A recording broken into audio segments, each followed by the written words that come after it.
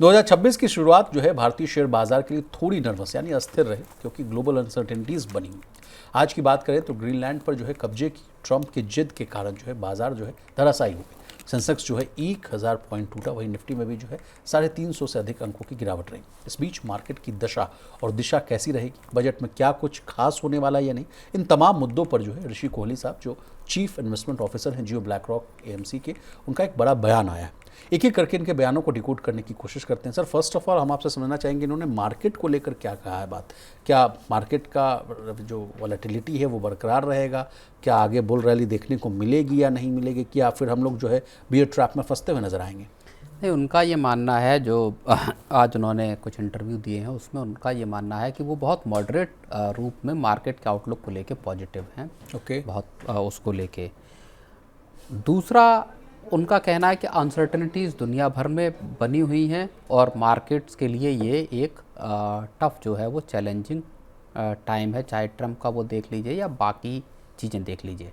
तो मार्केट्स के लिए ओवरऑल विशाल कंडीशन जो हैं वो, और आज का अगर हम जब मार्केट देखते हैं जिस तरह के क्रैश आज मार्केट में दिखाई दिया है, तो वो और एक बहुत बड़ी बात जो उन्होंने साथ में बोली है, उन्होंने कहा कि कॉरपोरेट अर्निंग्स पे मामला बहुत ज़्यादा अटका हुआ है। उन्होंने कहा कि पिछले 5 तिमाहियों में जो है कंपनियों की कमज़ोर जो है कमाई के आंकड़े रहे, लेकिन दिसंबर और मार्च तिमाही में जो है बात कहा जा रहा है कि हल्का सुधार जो है वो दिख सकता है। सर नहीं, लेकिन दिसंबर क्वार्टर के ही नतीजे जब हम देखते हैं तो लगभग 17 क्वार्टर में, आज ही मैं एक रिपोर्ट देख रहा था, 17 तिमाहियों के सबसे निचले जो है वो कॉरपोरेट अर्निंग ग्रोथ यहाँ पे दिखाई दे रही है जी। कॉरपोरेट अर्निंग जो है वो अच्छी नहीं आ रही, और इस वजह से ये भी एक बड़ी वजह थी जिस वजह से आज मार्केट्स में जो है चाहे रिलायंस के आप उसको देख लीजिए तिमाही नंबर्स को, वो नंबर वैसे नहीं है जैसे जिस तरह की उम्मीद लगाई जा रही थी, तो इस वजह से भी मार्केट जो है वो थोड़े से निराश नजर आ रहे हैं। अब सर, मिड कैप और स्मॉल कैप का क्या हाल है, इस पर भी उन्होंने अपना कमेंट दिया है। वो कह रहे हैं कि अभी भी देखिए लार्ज कैप और मिड कैप की कमाई जो है स्मॉल कैप से बेहतर दिख रही है। स्मॉल कैप में जो कमाई की जो है स्पष्टता वो थोड़ी कम दिख रही है, इसलिए आने वाले समय में वो कह रहे हैं कि लार्ज और मिड कैप जो है बेहतर प्रदर्शन करते हुए दिख सकते हैं। स्मॉल कैप्स की तो पिटाई आप देख लीजिए पिछले कुछ वक्त में। आज भी एस नरेन साहब से लेकर तमाम लोग, बिल्कुल, आज भी 2.5% से ज़्यादा स्मॉल कैप इंडेक्स जो है वो टूटे हैं। तो मिड कैप में भी गिरावट आई है लगभग 2.3% के आसपास, लेकिन 2.5%। तो स्मॉल कैप की वैल्यूएशन को लेके, बाकी चीज़ों को लेके, वोलेटिलिटी को लेके हमेशा कंसर्न रहा है। लेकिन फाइनेंशियल ईयर 27 की जो है कमाई, जो अर्निंग्स का अनुमान है, उसके लिए उन्होंने कहा कि पूरे बाजार के लिए लगभग जो है 12% की जो है कमाई वृद्धि की जो उन्होंने उम्मीद जताई है। ये अच्छी बात है। लेकिन सर, अब आते हैं बजट पर। ही तो हुआ मार्केट की बात, अब कह रहे हैं कि आगामी बजट से क्या क्या उम्मीदें हैं, तो उस पर उन्होंने कहा कि बजट से कोई उम्मीद नहीं है। ये तमाम मार्केट्स को बजट से ऐसी कोई बड़ी उम्मीद नहीं है। लेकिन but what about STT sir? उन्होंने ये कहा है कि वैसे तो एक नॉन इवेंट होगा बजट, जिसमें कोई बहुत ज़्यादा सरकार के पास भी दरअसल करने के लिए, टैक्स पेयर्स को कुछ देने के लिए सरकार के पास बहुत ज़्यादा गुंजाइश नहीं होगी। एक बड़ी बात यह है, मार्केट्स की नज़र इस बात पे है और मार्केट लगातार इस बात की डिमांड कर रहा है अच्छे बड़े पैमाने पे कि एसटीटी पे सरकार कोई बड़ा फैसला करे।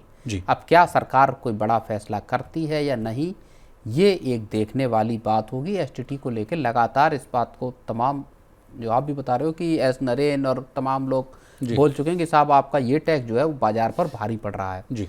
तो वो एक मसला ज़रूर है, उसको लेके क्या सरकार फैसला करती है कोई या नहीं करती, ये देखने वाली बात होगी। ओके सर, अब गोल्ड एंड सिल्वर ईटीएफ पर टैक्स की बात जब उनसे पूछी गई तो उन्होंने कहा कि देखिए भारत में जो कमोडिटी बाजार हैं, यानी जो कॉपर एल्युमिनियम को बढ़ावा देना तो बेहतर होगा, लेकिन सोने चांदी की कीमतें जो हैं मुख्य रूप से वो कहते हुए देखिए कि ये जो है ग्लोबल डिमांड और सप्लाई के जो है वो तय होती है, इससे टैक्स से जो है इसका कोई लेना देना नहीं है। और जो पॉलिटिकल टेंशन्स और टैरिफ पर भी उन्होंने कहा कि ये चीज़ें जो है नकारात्मक जो है असर डालती हुई दिख रही हैं। लेकिन सर, नया सेक्टर रोटेशन फंड है, उसको लेकर भी उनसे सवाल पूछा गया कि लॉन्च करने की बात है। वो कह रहे हैं कि फ्लेक्सी कैप फंड में जो है बॉटम अप यानी कंपनियों पर आधारित निवेश किया जाएगा। 85% जो रिटर्न स्टॉक जो है वो चयन से आता है, यानी आप कैसा स्टॉक पिक करते हैं उसी के आधार पर आपको मिलता है। लेकिन सेक्टर रोटेशन फंड पर उन्होंने कहा कि टॉप डाउन यानी सेक्टर पर आधारित जो है निवेश होगा, जैसे जो हेल्थ सेक्टर हो गया, और तमाम तरह के जो रेलवे स्टॉक्स, तमाम तरह के जो सेक्टर स्पेसिफिक है,